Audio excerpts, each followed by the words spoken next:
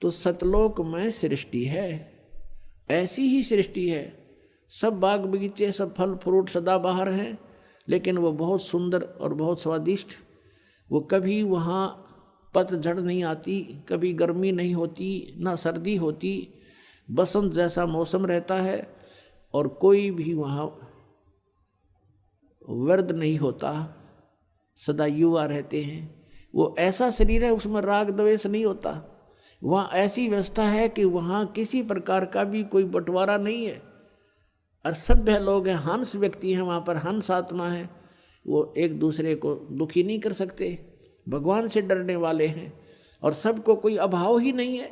जैसे आप यहाँ आ रहे हो, एक रिहर्सल आपके लिए कि ऐसा है वो सतलोक।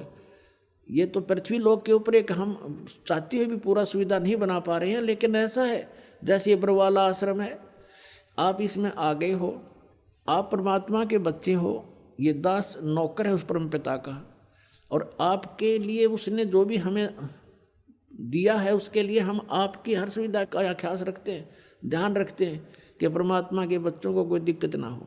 तो यहाँ आपको बिछे बिछाए मैट मिल रहे, बना बनाया भोजन, सर्दी है रजाई तैयार करवा रखी।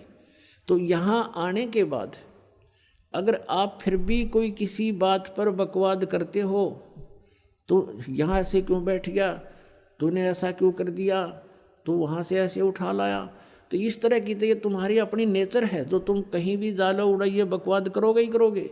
नहीं तो यहाँ कोई आपस में द्वेष करने का गुंजाइश नहीं है।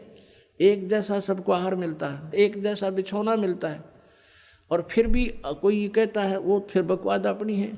मान ले आप अपना बेड लगा रखे, आपका बिस्तर है, और किसी का अनजान अपने में पैर भी टिक गया, तो एक तो न्यों कहे प्राण मर ले है, तूने क्या कर दिया, एक न्यों कहे भाई ध्यान से ध्यान करियो, देख छोटे गंदे पैर थे, मेरा कप खराब हो गया, और वो भी न्यों कह दी गलती होगी। तो यहाँ एक तो ये तो हंस आत्मा होती हैं जो थोड़े बहुत कष्ट को भी सहन कर लें, दूसरे ने दुखी ना करें। तो जो सतलोक जाएंगे उनके अंदर ये नेचर पहले बनाया जाता है कि वो छोटी छोटी बातों में बकवाद करना छोड़ दें, एक दूसरे से प्यार रखें, एक दूसरे के दुख में दुखी हों। तो वही आत्मा वहाँ पहुँच पाती है। जिनमें राग द्वेष है, एटबट की बकवाद भरी है, वो वहाँ कैसे जाएगा? वहाँ तो हंस आत्माएं हैं, और फिर वो शरीर दूसरा होता है। यहाँ तो ऐसा है जैसे अच्छी आत्मा है कोई, और बहुत ही अच्छी नम्र आत्मा है। कभी कभी बीपी हाई हो जाए, वो भी गलत बोल जाता है, तो कर्म बिगड़ गए उसके। तो वहाँ ऐसा नहीं है, वहाँ शरीर बिल्कुल ऐसा है कि उसमें कोई भी किसी प्रकार का पुर्जा कभी डिफेक्टिव नहीं होता, और तेज पुंज से बना शरीर है। या तो 5 तत्वों से बना है, वह केवल एक प्रकाश तत्व से बना हुआ शरीर है। अपने आत्मा हमारे समझ में नहीं आती, क्योंकि हम परमात्मा की परिभाषा से बिल्कुल अपरिचित हैं। इब जैसे ये शरीर है आपका, ये कितना सुंदर है, और इस 5 तत्वों से बना है। ये 5 तत्व कौन कौन से हैं? मिट्टी, जल, वायु, अग्नि और आकाश। इसमें कितने दिखाई दे आपको? नहीं दिखता। और किस तरह उसी पदार्थ को किस तरह घुमा फिरा के शरीर बनवाया मालिक ने, उसका किस तरह उन सब को एकत्रित करके और किस तरह फैक्ट्री में डालकर कैसे बनवा दिया। माता पिता का सहयोग किया, उन्होंने खाना खाया, 5 तत्वों का है सारा बना हुआ, उससे फिर क्या मटेरियल बनाया और उससे फिर शरीर बनवा दिया। ऐसे ही वहाँ जाने के बाद जो शरीर वहाँ मिलेगा वो शुक्रम कायम है सनाविरम, और ऐसा ही भगवान का है शुक्रम कायम।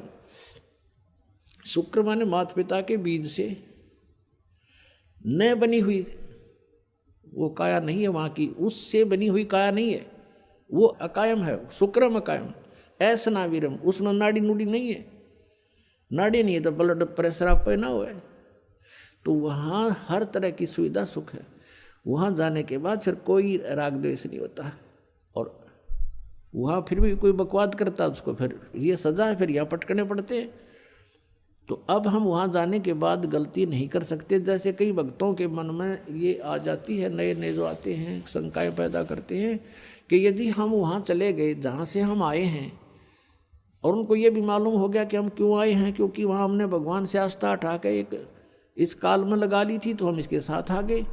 तो वो कहते हैं कि यदि हमारे वहाँ जाने के बाद फिर यह समस्या होगी, हमसे कोई गलती होगी, तो हम फिर वापस आ जाएंगे। बिल्कुल आ जाओगे, लेकिन वहाँ जाने के बाद आप फिर गलती कर नहीं सकते।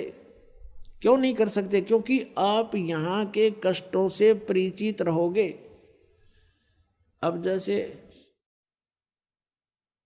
कोई व्यक्ति जा रहा है कि रास्ते में, और आगे उसने देखा कि उस रास्ते में तो बहुत भयंकर गड्ढे हैं, जंगल है, वन है, और वहाँ चोर उचक्के लोग रहते हैं, सभ्य व्यक्ति नहीं हैं, और किसी कारण से गलती से उस रास्ते कभी चला गया, उसने वो भी कष्ट उठाने पड़े, वो गड्ढों में से भी गाड़ी निकाली, आगे चोर उचक्के मिल गए, उनको पीटा भी, उनका धन भी लूट लिया, सभ्य व्यवहार भी नहीं किया। क्या वो व्यक्ति उस रास्ते फिर जा सकते भूलकर? सपने में भी ना जा सकते। तो हम वहाँ जाने के बाद ऐसा समझ जाएंगे कि वहाँ कैसे लोग हैं और कैसा लोक है, वो हम सपने में भी ना